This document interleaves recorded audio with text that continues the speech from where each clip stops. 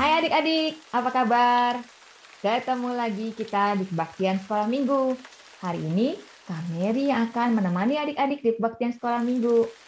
Adik-adik, di tempat Kak Mary lagi hujan. Tuh, di belakang. Lagi, hujannya kencang banget adik-adik. Rasanya dingin. Tapi adik-adik, biarpun hujan, biarpun dingin, hati kita harus tetap hangat dan gembira ya, biarpun hujan. Nah, adik-adik, sebelum kita mulai kebaktian sekolah minggu kita buka dengan doa dulu yuk, kita mengucap syukur. Tuhan Yesus, terima kasih untuk hari ini, terima kasih untuk kebaktian sekolah minggu hari ini. Mohon berkat pimpinan Tuhan untuk kami semua yang mendengarkan, yang mengikuti kebaktian sekolah minggu, supaya iman kami boleh terus bertumbuh di dalam Engkau. Terima kasih Tuhan, di dalam nama Tuhan Yesus Kristus kami berdoa dan mengucap syukur. Amin. Adik-adik, kalau lagi hujan begini dingin-dingin, enaknya kita memuji Tuhan ya, supaya hati kita semakin ceria, semakin hangat, nggak dingin lagi. Kita mau memuji Tuhan tentang Tuhan Yesus yang menjadi sobat kita yang setia. Sobat tuh apa sih adik-adik? Sobat tuh sahabat, teman, gitu ya. Nah, sobat yang setia itu berarti selalu ada pada saat keadaan susah ataupun senang. Jadi bukan pada saat kita lagi ketawa-tawa aja adanya, tapi pada saat kita sedih, kita lagi susah. Nah, sobat yang setia itu selalu ada menemani kita. Yuk kita dengarkan, dan adik-adik boleh ikutan loh memuji Tuhan, ya, supaya lebih semangat lagi dan lebih hangat pastinya, meskipun hujan-hujan. Yuk adik-adik kita dengarkan pujiannya.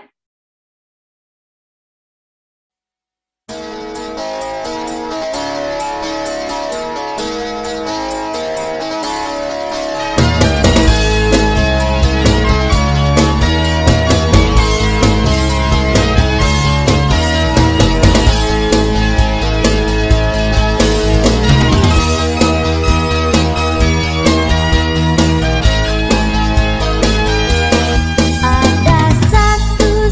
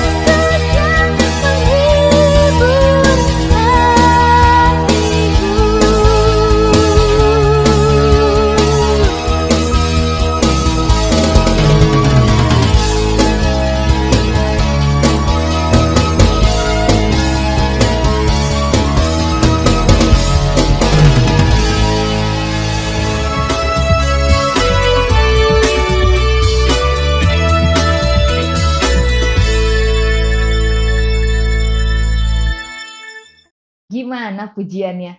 Wah, keren, keren, keren kan? Iya. Wah, susah punya sobat yang setia, adik-adik. Hanya Yesus sobat setia yang terpercaya. Adik-adik, hujannya udah berhenti. Oh, lihat nggak adik-adik? Sekarang udah ada kupu-kupu. Tadi nggak ada karena hujan. Wah, sekarang udah cerah banget. Kupu-kupu berterbangan, bunga-bunga bermekaran. Wah, pas banget nih adik-adik untuk kita mengikuti sekolah minggu dengan lebih semangat lagi ya. Apalagi didukung sama udara yang sudah mulai hangat, ditambah dengan pemandangan yang indah. Wah, makin semangat, semakin ceria, semakin wah banyak semakinnya deh adik-adik. Wah, adik-adik, untuk selanjutnya kita mau ngapain ya? Tadi kita udah dengarkan pujian. Tapi masa cuma satu pujian aja sih? Wah, kayaknya kurang deh kalau satu pujian.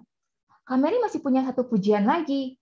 Nah, pujian yang ini adik-adik, ini pujiannya banyak sekali yang nyanyi adik-adik. Wah, waktu itu ya, Kak Mary ingat, Kak Mary juga ikutan nyanyi. Jangan-jangan adik-adik juga ada di situ ikutan nyanyi. Wah, kita bisa lihat tuh adik-adik. Apakah adik-adik ada ya pada saat kita menyanyi lagu ini bareng-bareng? Waktu itu lagunya Kak Mary ingat, itu tentang buah-buah Roh Kudus. Wah, waktu itu Kak Mary sempat hafal tuh buah-buah Roh Kudus. Wah, ada kasih, sukacita, damai sejahtera, kebaikan, kemurahan. Wah, banyak banget tuh. Penguasaan diri, wah banyak banget. Tapi apalagi ya setelah itu? Kita bisa dengarkan di pujian ini. Apa saja buah Roh Kudus? Buah Roh Kudus itu adalah hasil dari perbaikan, perubahan hidup kita karena kita bertobat, menerima Tuhan Yesus, dan ada Roh Kudus di dalam hati kita yang terus memimpin kita untuk semakin bertumbuh di dalam Tuhan. Nah, kita dengarkan yuk pujian ini sambil belajar apa-apa saja sih buah Roh Kudus, dan sambil ngelihat juga nih, jangan-jangan adik-adik juga ada di video ini. Yuk, sama-sama kita dengarkan lagunya dan kita lihat videonya.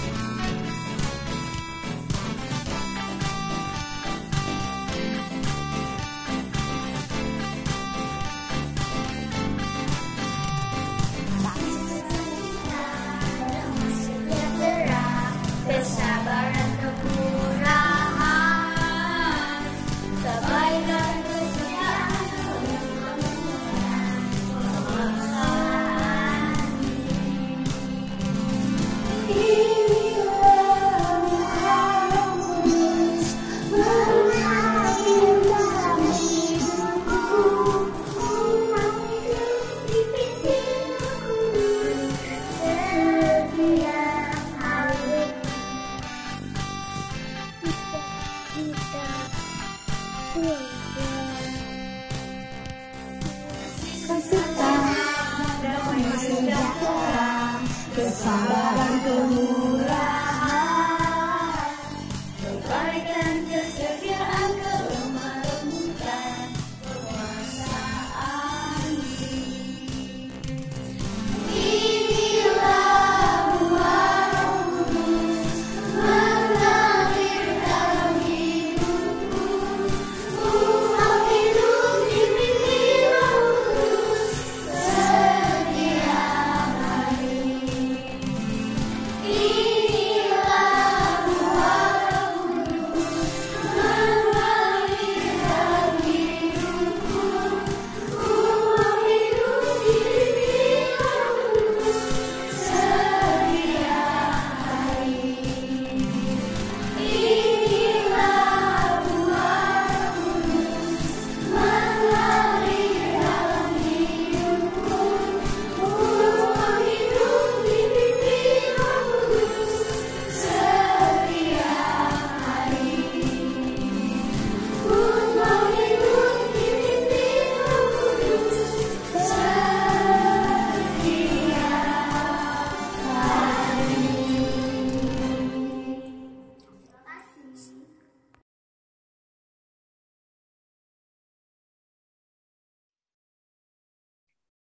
Gimana adik-adik? Udah ketemu? Ada ya di video itu? Wah, sama dong kita. Ada semua ya di video itu ya. Adik-adik udah tahu, udah hafal semua tadi buah-buah roh. Pastinya sudah ya, karena diulang-ulang di lagu itu. Nah, buah-buah roh itu bukan cuma diulang-ulang di lagu ya adik-adik, tapi itu juga harus ada di dalam kehidupan kita sehari-hari. Semua buah-buah roh itu harus tampak pada kehidupan anak-anak Tuhan yang sudah bertobat, yang sudah diubahkan oleh Tuhan dan memiliki Roh Kudus di dalam hatinya. Nah, adik-adik, firman Tuhan hari ini juga akan bercerita, akan mengajar adik-adik lebih banyak tentang Roh Kudus. Bagaimana Roh Kudus memimpin kita untuk terus hidup di dalam kebenaran firman Tuhan. Adik-adik, tapi sebelum kita mendengar firman Tuhan, kita puji Tuhan lagi yuk. Kita siapkan hati kita untuk sungguh-sungguh bisa punya hati yang siap untuk mendengarkan firman Tuhan. Pujian kali ini juga pujian yang seperti doa ya adik-adik, pujian berupa doa. Bagaimana kita meminta pimpinan Tuhan, pimpinan dari Roh Kudus untuk kita boleh semakin menyerupai Tuhan. Kita dengarkan yuk pujiannya dan kita nyanyikan bersama-sama. Karena adik-adik juga bisa ikut. Ada kok teksnya. Adik-adik bisa belajar juga kalau adik-adik belum bisa lagunya. Yuk, kita sama-sama dengarkan, kita sama-sama nyanyikan pujian ini sambil kita mempersiapkan hati kita untuk mendengarkan firman Tuhan. Ku buka hatiku untuk firman-Mu.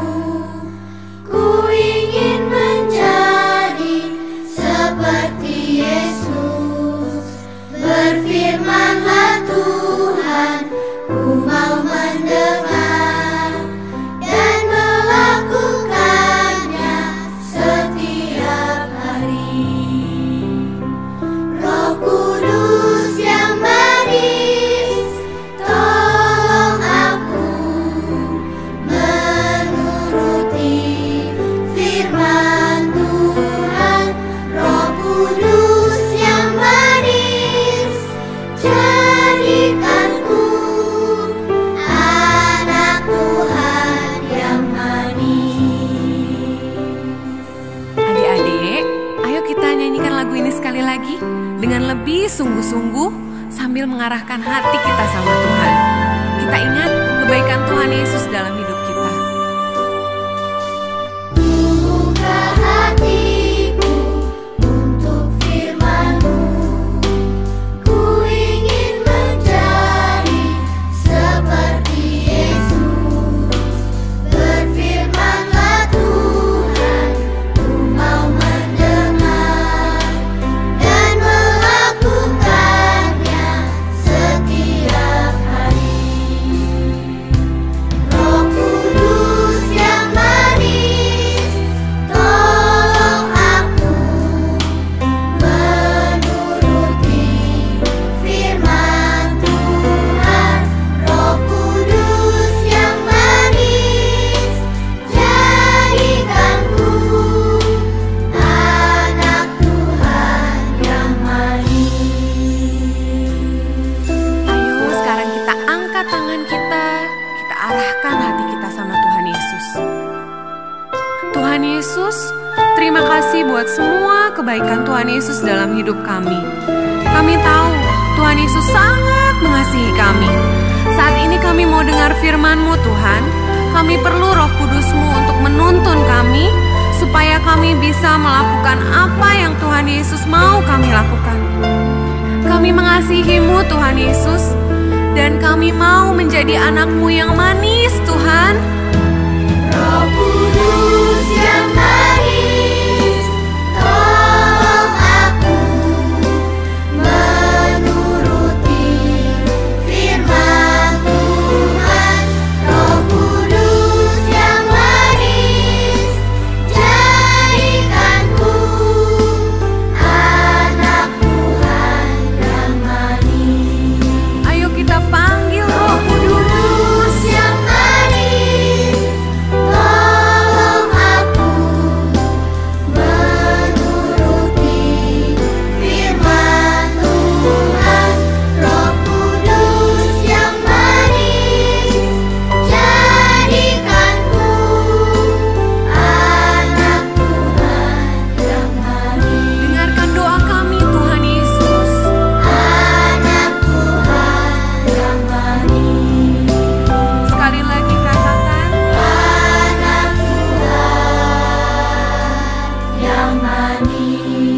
Kita sembah Tuhan Yesus, kita angkat tangan kita katakan, Tuhan Yesus, Engkau baik Tuhan. Oh Bapa, kami mengasihi-Mu.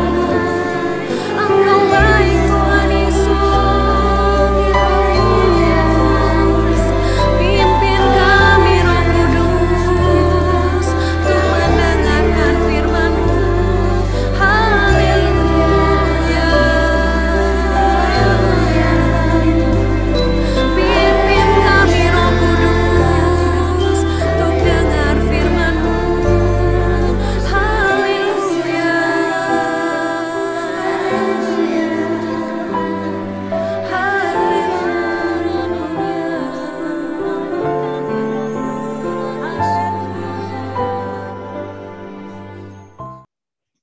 Nah, adik-adik, sekarang saatnya kita mendengarkan firman Tuhan. Firman Tuhan akan dibawakan oleh Pak Robert. Ya, duduk yang manis, siapkan hati, jangan kemana-mana. Kita dengarkan firman Tuhan.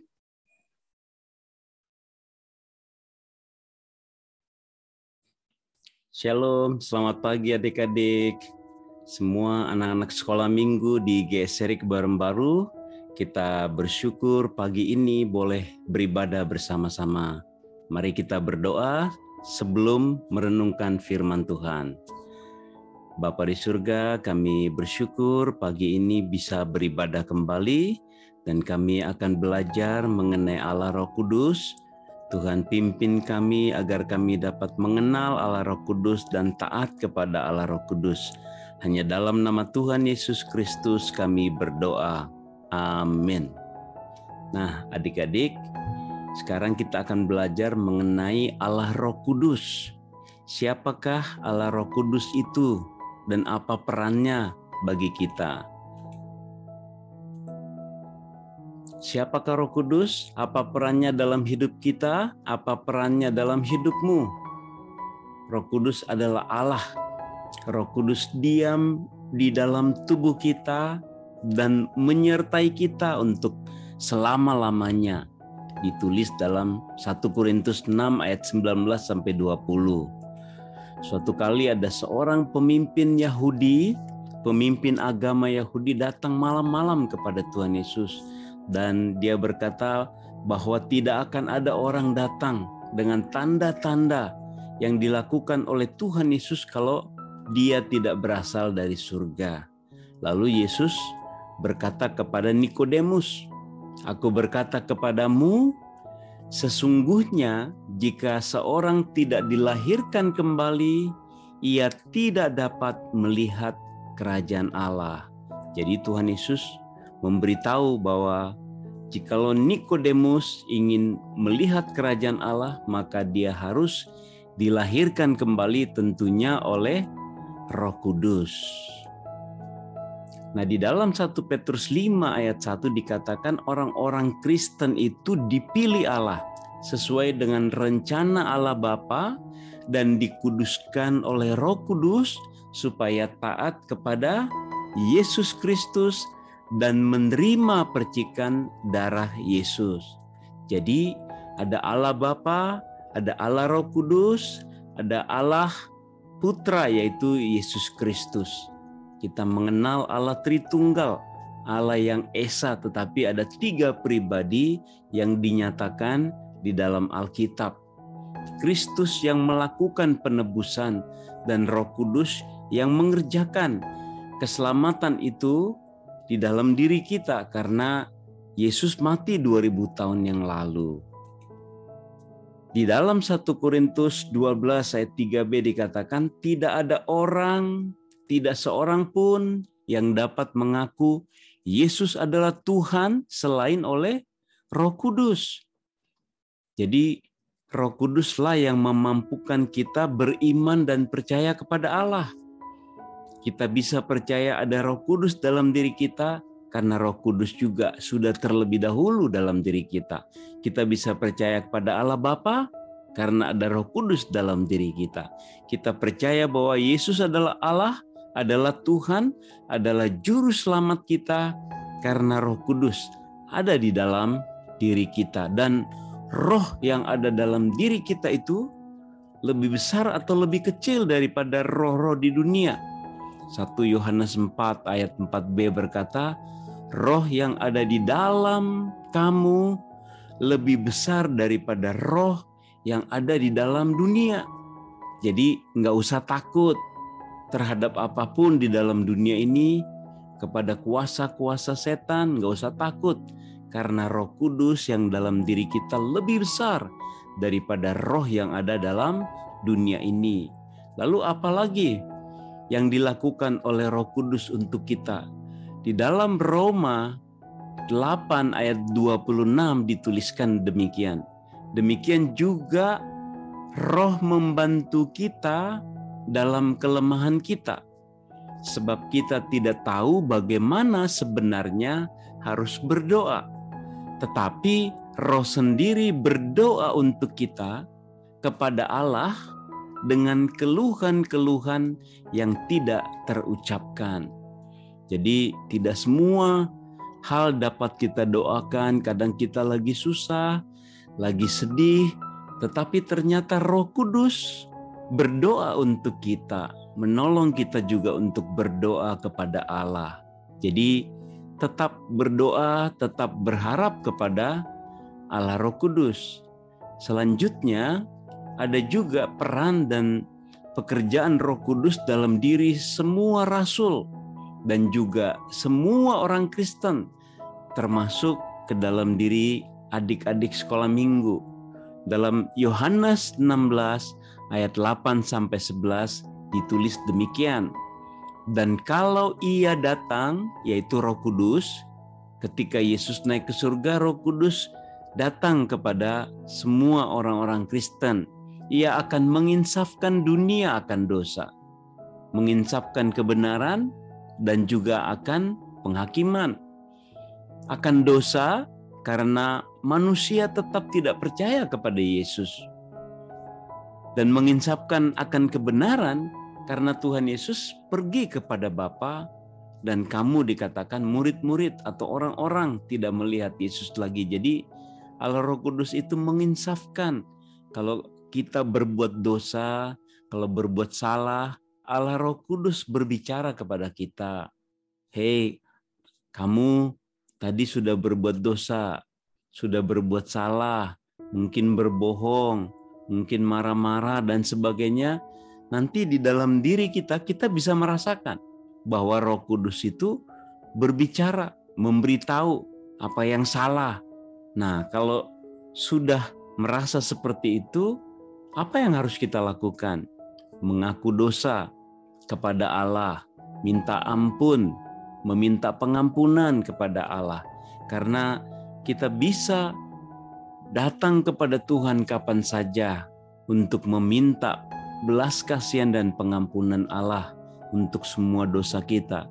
Tetapi di sini jelas kita bisa menyadari dosa kita, menyadari kesalahan kita, karena Roh Kudus memberitahukan kepada kita.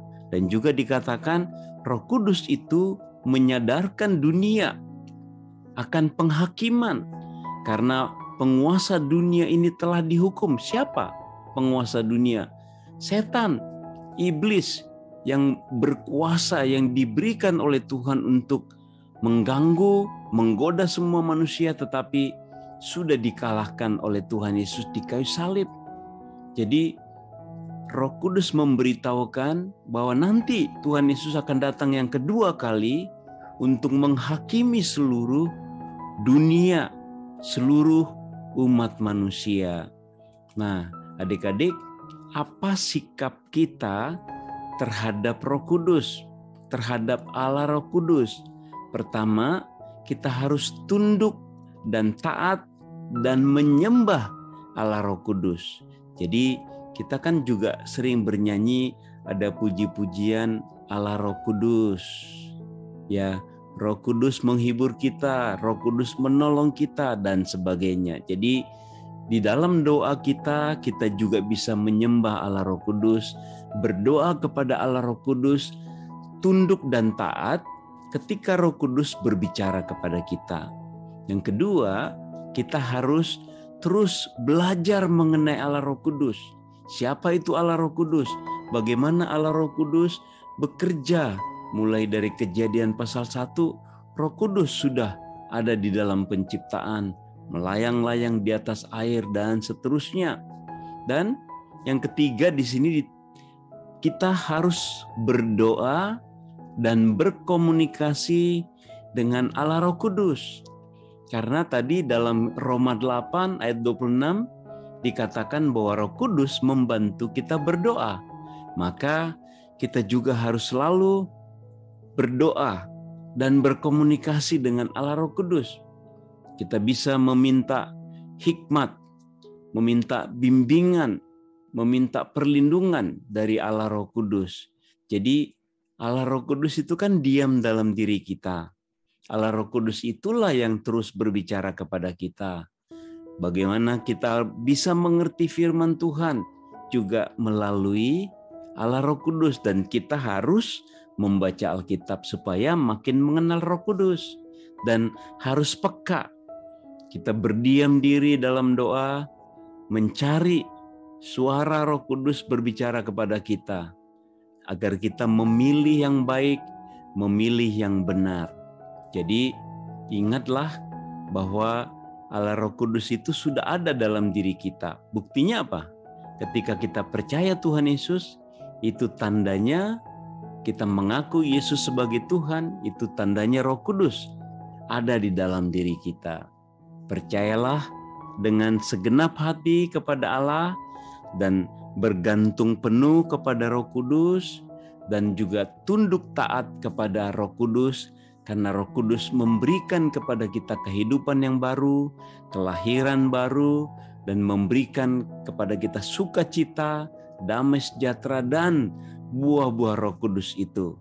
Kiranya Roh Kudus menolong kita menjadi anak-anak Tuhan dan menjadi orang Kristen yang baik. Amin, adik-adik semua. Puji Tuhan. Mari kita berdoa. Bapa di surga, kami sungguh bersyukur bahwa di dalam diri kami ada Allah Roh Kudus berdiam. Karena kami sudah ditebus dan diampuni oleh Tuhan Yesus. Roh Kudus datang berdiam dalam tubuh kami untuk seterusnya dan selamanya. Sampai Tuhan Yesus datang lagi ke dalam dunia. Roh Kuduslah yang memberikan kepada kami keyakinan iman untuk percaya kepada Allah, kepada Alkitab, dan kepada Roh Kudus sendiri. Roh Kudus juga yang menginsafkan semua manusia dan kami terhadap dosa, kebenaran, dan juga penghakiman. Kami bersyukur karena Roh Kudus juga membantu kami berdoa kepada Allah, dan Roh Kudus akan terus melindungi dan menyertai kami selama-lamanya. Tolonglah kami menjadi anak-anak yang taat, tunduk, dan menyembah Engkau ya Allah Roh Kudus. Hanya dalam nama Tuhan Yesus Kristus kami berdoa dan bersyukur. Haleluya. Amin. Ya, Tuhan Yesus memberkati kita semua. Amin. Wah, udah selesai firman Tuhannya. Wah, cepat sekali kayaknya kebaktian sekolah minggu kita ya adik-adik. Dari tadi hujan sampai sekarang sudah cerah begini. Wah, nggak terasa ya adik-adik ya.